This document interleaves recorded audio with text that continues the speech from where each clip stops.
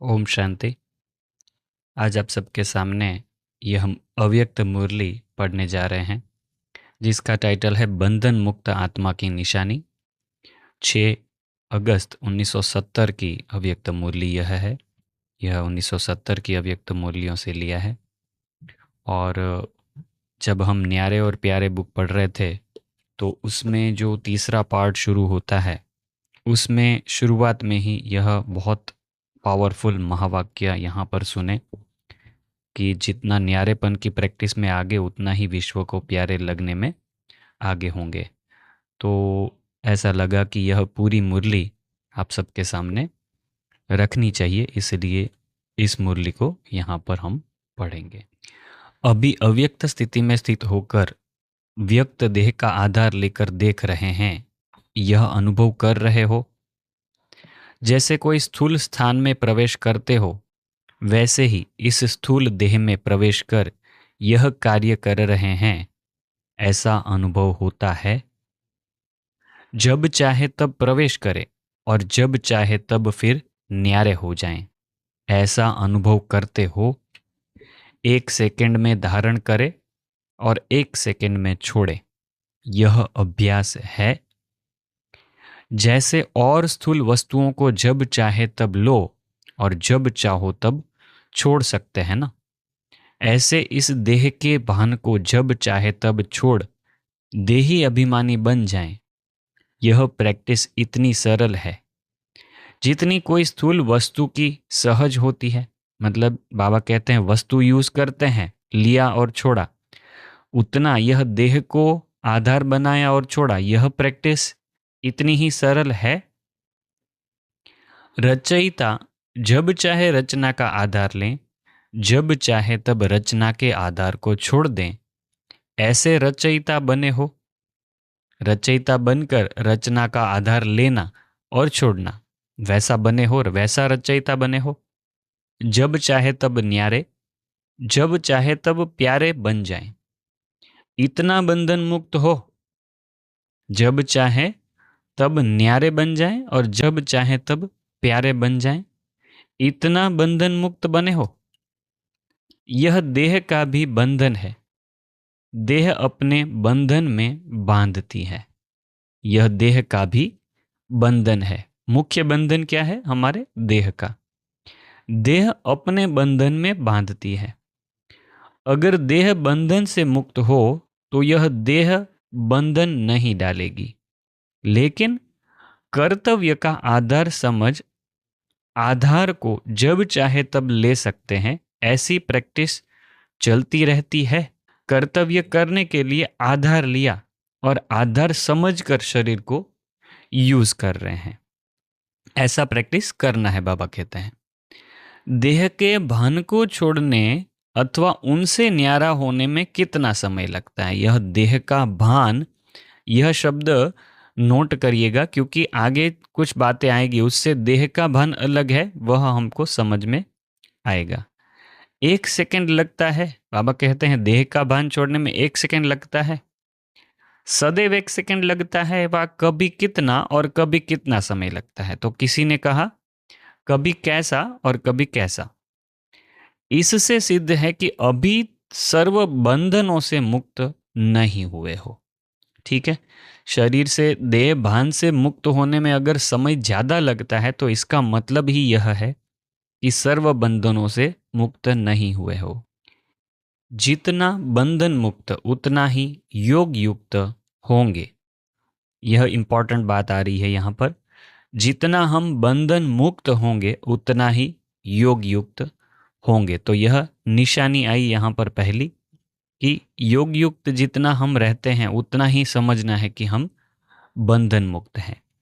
क्योंकि यहाँ पर बात आ रही है जितना बंधन मुक्त उतना ही योग युक्त होंगे, और जितना योग युक्त होंगे उतना ही जीवन मुक्त में उच्च पद की प्राप्ति होती है। तो बंधन मुक्त रहने का कनेक्शन जीवन मुक्ति से है।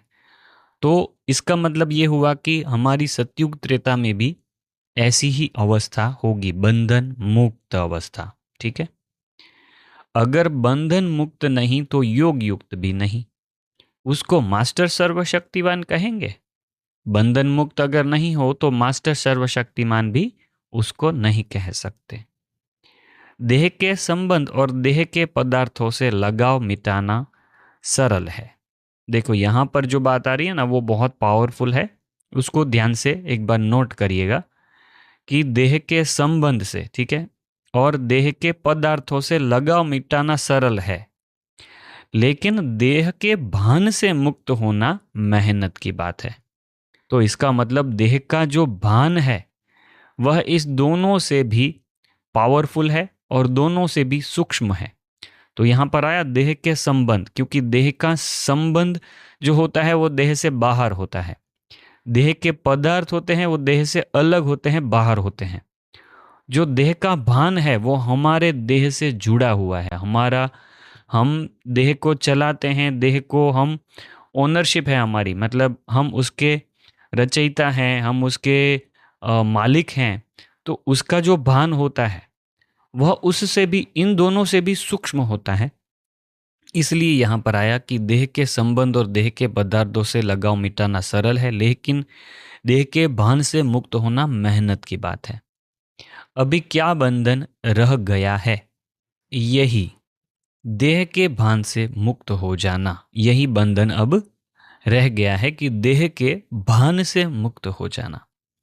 जब चाहे तब व्यक्त में आए, ऐसी प्रैक्टिस अभी जोर शोर से करनी है। जब चाहे तब व्यक्त में आए, ठीक है।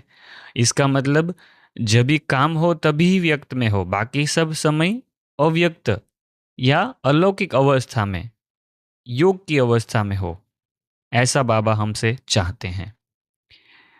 देह के भान से मुक्त हो जाना, यह बंधन रह गया है। जब चाहे तब व्यक्त में आए, ऐसी प्रैक्टिस अभी जोर शोर से करनी है। ऐसे ही समझे जैसे अब बाप आधार लेकर बोल रहे हैं, वैसे ही हम भी देह का आधार लेकर कर्म कर रहे हैं। बाबा कहते हैं बाबा जैसे आकर देह का आधार लेकर समझाते हैं, वैसे ही हमको यह प्रैक्टिस करनी है कि आधार लेकर कर्म कर रहे हैं। इस न्यारेपन की अवस्था प्रमाण ही प्यारा बनना है। जितना इस न्यारेपन की प्रैक्टिस में आगे होंगे, उतना ही विश्व को प्यारे लगने में आगे होंगे। सर्वस्नेही बनने के लिए पहले प्यारा बनना है। सर्विस करते हुए, संकल्प करते हुए भी अपने को और दूसरों को भी महसूसता ऐसी आनी चाहिए कि यह न्यारा और अति प्यारा है। जितना जो स्वयं न्यारा होगा उतना औरों को बाप का प्यारा बना सकेगा। ठीक है, इतना जो भाग है वह इस बुक में भी कवर हुआ है, जो तीसरे भाग में आएगा। उसके आगे का भाग उस बुक में नहीं है, मगर यहाँ पर यह जो बुक है हमारी बंधन मुक्त की निशानियां, उसको हम कंटिन्यू करेंगे। तो यहाँ पर लास्ट वाक्य आया था, जितना जो स्वयं न्यारा होगा उतना औरों को बाप का प्यारा बना सकेंगे। आगे का है, सर्विस की सफलता का स्वरूप क्या है? तो जो सामने बैठे थे वह उत्तर दे रहे थे बाबा को, तो उसमें भिन्न भिन्न विचार सभी के निकले।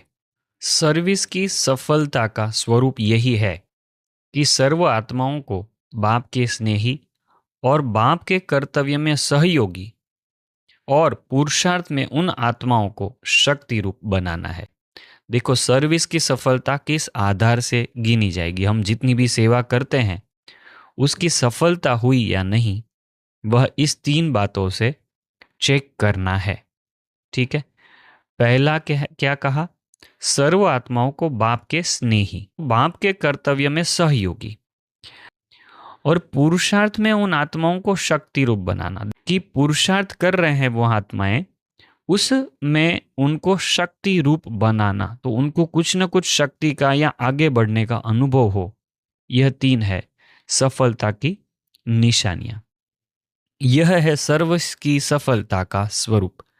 जिन आत्माओं की सर्विस करो उन आत्माओं में यह तीनों ही क्वालिफिकेशन प्रत्यक्ष रूप में देखने में आनी चाहिए। देखो, सच्ची सफलता तो यह तीनों एक साथ हो तभी समझी जाएगी। ठीक है, तीनों ही क्वालिफिकेशन प्रत्यक्ष रूप में देखने में आनी चाहिए।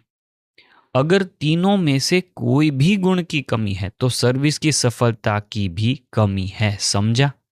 तीनों होनी चाहिए। बाबा ने तो यहां पर तीनों का कहा है। ठीक है। मुख्य एक बात ध्यान में रखने और कर्म में धारण करने वाली कौन सी है जिससे इस सफलता के स्वरूप को प्रैक्टिकल में ला सकते हो? वह कौन सी बात है? बहुत सहज है। मुश्किल बात को ध्यान देकर धारण करते हैं और सहज बात को छोड़ देने से सहज की धारणा देरी से होती है। यह मालूम है, समझा जाता है, यह तो कोई बड़ी बात नहीं है, हो जाएगी। फिर होता क्या है? हो जाएगी करते करते ध्यान से निकल जाती है, इसलिए धारणा रूप भी नहीं होते। तो वह कौन सी एक बात है? अगर उस बात को धारण कर लें तो सफलता स्वरूप बन सकते हो। किसी ने कहा साक्षीपन। हाँ, यह बात ठीक है। आज बाप दादा भी साक्षी अवस्था की राखी बांधने के लिए आए हैं। तो यहां पर दूसरा अलग पॉइंट शुरू हो रहा है, वह है साक्षीपन का। आज बाप दादा भी साक्षी अवस्था की राखी बांधने के लिए आए हैं। अगर यह साक्षीपन की राखी सदैव बंधी हुई हो तो सर्विस की सफलता बहुत जल्दी निकलेगी। तो यह जो सर्विस की सफलता का जो बोला, वह अगर करना है तो साक्षीपन भी अवश्य होना चाहिए। यह बाबा इस मुरली में बता रहे हैं। अगर यह साक्षीपन की राखी सदैव बंधी हुई हो तो सर्विस की सफलता बहुत जल्दी निकलेगी। अभी जिस कर्तव्य में मांस लगता है उस कर्तव्य में 1 घंटा भी नहीं लगेगा। बहुत इंपॉर्टेंट बात। 1 महीना जिसमें लगता है उसमें 1 घंटा भी नहीं लगेगा, ऐसा बाबा बता रहे हैं। तो बहुत इंपॉर्टेंट बात हुई यह साक्षीपन की, जो सर्विस के लिए बाबा ने बताई। यह साक्षीपन की राखी बांधनी है। औरों को तो प्योरिटी की राखी, पवित्रता की राखी बांधते हो, लेकिन बाप दादा आज यह साक्षीपन की राखी बांध रहे हैं। जितना साक्षी रहेंगे उतना साक्षात्कार मूर्त और साक्षात मूर्त बनेंगे। जितना साक्षी रहेंगे उतना साक्षात्कार मूर्त और साक्षात मूर्त बनेंगे। साक्षीपन कम होने के कारण साक्षात और साक्षात्कार मूर्त भी कम बने हैं। इसलिए यह अभ्यास करो। कौन सा अभ्यास? अभी अभी आधार लिया, अभी अभी न्यारे हो गए। यह प्रैक्टिस हमें करनी है। अभी अभी आधार लिया, अभी अभी न्यारे हो गए। यह अभ्यास बढ़ाना अर्थात संपूर्णता और समय को समीप लाना। तो आगे भी जैसे आया कि अभी अभी आधार लेना, अभी अभी न्यारे हो जाना। यह अभ्यास बढ़ाना अर्थात संपूर्णता और समय को समीप लाना। हमारी संपूर्णता भी इसी अभ्यास से नजदीक आएगी। अभी अभी आधार लिया, अभी अभी छोड़ा। तो अब क्या प्रयत्न करना है? समय और संपूर्णता को समीप लाओ। और एक बात विशेष ध्यान में रखनी है कि अपने रिकॉर्ड को ठीक रखने के लिए सर्व को रिगार्ड दो। ठीक है। यह भी बात बहुत बार साकार मूल्यों में भी आती है, अव्यक्त मूल्यों में भी आती है कि अपना रिकॉर्ड ठीक रखना है तो उसके लिए सर्व को रिगार्ड दो। जितना जो सर्व को रिगार्ड देता है उतना ही अपना रिकॉर्ड ठीक रख सकता है। दूसरे को रिगार्ड रखना अपना रिकॉर्ड बनाना है। अगर रिगार्ड कम देते हैं तो अपने रिकॉर्ड में कमी करते हैं। इसलिए इस मुख्य बात की आवश्यकता है। समझा? जैसे यज्ञ के मददगार बनना ही मदद लेना है। यज्ञ के जितने मददगार बनेंगे उतना ही मदद मिलेगी। वैसे रिगार्ड देना ही रिगार्ड लेना है। देते हैं लेने के लिए। एक बार देना अनेक बार लेने के हकदार बन जाते हैं। जैसे कहते हैं छोटों को प्यार और बड़ों को रिगार्ड, लेकिन सभी को बड़ा समझ रिगार्ड देना यही सर्व के स्नेह को प्राप्त करने का साधन है। यह बात भी विशेष ध्यान देने योग्य है। हर बात में पहले आप, यह वृत्ति, दृष्टि और वाणी तथा कर्म में लानी चाहिए। जितना पहले आप कहेंगे उतना ही विश्व के बाप समान बन सकेंगे। विश्व के बाप समान का अर्थ क्या है? विश्व के बाप समान बन सकेंगे। तो यहाँ पर बाबा बताते हैं विश्व के बाप समान बनना, उसका अर्थ क्या है? एक तो विश्व के बाप समान बनना, दूसरा जब विश्व राजन बनेंगे तो भी विश्व का बाप ही कहलाएंगे ना। विश्व के राजन विश्व के बाप है ना, तो विश्व के बाप भी बनेंगे और विश्व के बाप के समान भी बनेंगे। किससे? पहले आप करने से। कितना सिंपल बात है, मगर जब उसको प्रयोग में लाएं और उसका अनुभव करें तभी समझ में आएगा कि कितनी गुह्य बातें हैं यह। पहले सिर्फ आप करना, पहले आप रिगार्ड देना, मतलब पहले आप करना। समझा? निर्माण बनने से प्रत्यक्ष प्रमाण बन जाएंगे। आप जितना निर्माण बनेंगे उतना आप प्रत्यक्ष प्रमाण बन जाएंगे। निर्माण बनने से विश्व का निर्माण कर सकेंगे। समझा? ऐसी स्थिति को धारण करने के लिए साक्षीपन की राखी बांधनी है। जब पहले से ही साक्षीपन की राखी बांध के जाएंगे तो राखी की सर्विस सफलता पूर्वक होगी। समझा? पार्टियों से बात कर रहे हैं बाबा, सम्मेलन कर रहे हो। सम्मेलन का अर्थ क्या है? सर्व आत्माओं का मिलन। सम्मेलन मतलब सर्व आत्माओं का मिलन। सर्व आत्माओं का मिलन किससे कराएंगे? बाप से। आजकल समय कौन सा है? संपूर्णता का समय समीप आने का है, तो वर्तमान समय के प्रमाण निश्चित हुई पड़ी है। जैसे कल्प पहले भी पुरुषार्थ निमित्त मात्र कराया था। हम सबसे बाबा क्या करा रहे हैं? निमित्त मात्र पुरुषार्थ करा रहे हैं। ऐसे ही नहीं कि पुरुषार्थ आज और प्राप्ति कब हो जाएगी। ऐसा नहीं है कि आज पुरुषार्थ कराए और प्राप्ति कभी हो जाएगी फ्यूचर में। ऐसा नहीं है। अभी अभी पुरुषार्थ, अभी अभी प्राप्ति, ऐसा पुरुषार्थ है। जब स्वयं स्वयं प्राप्ति स्वरूप बनेंगे तब अन्य अनेक आत्माओं को प्राप्त करा सकेंगे। खुद प्राप्ति स्वरूप बनेंगे तो अन्य अनेक आत्माओं को प्राप्ति करा सकेंगे। अगर स्वयं प्राप्ति स्वरूप नहीं होंगे तो अन्य को कैसे प्राप्ति करा सकेंगे? अब नहीं कराएंगे तो कब कराएंगे? सुनाया था ना, कब शब्द भी खत्म। हर बात में अब हो। इतना परिवर्तन वाणी, कर्म और संकल्प में लाना है। संकल्प में भी यह न आए कि कब कर लेंगे या कब हो जाएगा। नहीं, अब हो ही जाएगा। ऐसा परिवर्तन करना है, तब सर्विस की सफलता है। अगर स्वयं में ही कब होगा तो आपकी प्रजा भी कहेगी कि अच्छा तो बहुत लगा, कब कर लेंगे या कब हो जाएगा। हम अगर पर्सनल पुरुषार्थ में, खुद के पुरुषार्थ में अगर कहते हैं ऐसा कि कभी कर लेंगे, फ्यूचर में कर लेंगे, भविष्य में हो जाएगा, तो हमारे द्वारा जो प्रजा बन रही है, उन जिनको हम ज्ञान सुना रहे हैं, वो भी क्या कहेंगे? कभी आ जाएंगे, कभी भविष्य में सुन लेंगे, देख लेंगे, कर लेंगे, यह कोर्स कर लेंगे, ऐसा सब। कब पर छोड़ने वाले पिछाड़ी प्रजा के होते हैं। तो अब नजदीक की प्रजा बनानी है। नजदीक की प्रजा बनाने के लिए नाजुकपना छोड़ना पड़ेगा। अभी एक पॉइंट आई मुरली में, नाजुकपना छोड़ना पड़ेगा। नाजों से चलना छोड़ राजों से चलना है। देखो कितने सुंदर सुंदर वाक्य आ रहे हैं। नाजों से चलना छोड़कर राजों से चलना है। अलबेलापन नाजुकपन होता है। जितना जितना राज युक्त होंगे उतना उतना नाजुकपन छूटता जाएगा। देखो कितना सूक्ष्म बातें हैं यहाँ पर। जितने जितने राज आपको पता चल जाते हैं और राजयुक्त आप बनते जाते हैं तो आपका नाजुकपना भी छूटता जाएगा। रूहानियत का एक ही रूप सदैव रहता है। रूप बदलने के बजाय यह शरीर का भान छोड़ना है। इस प्रैक्टिस में रहना है।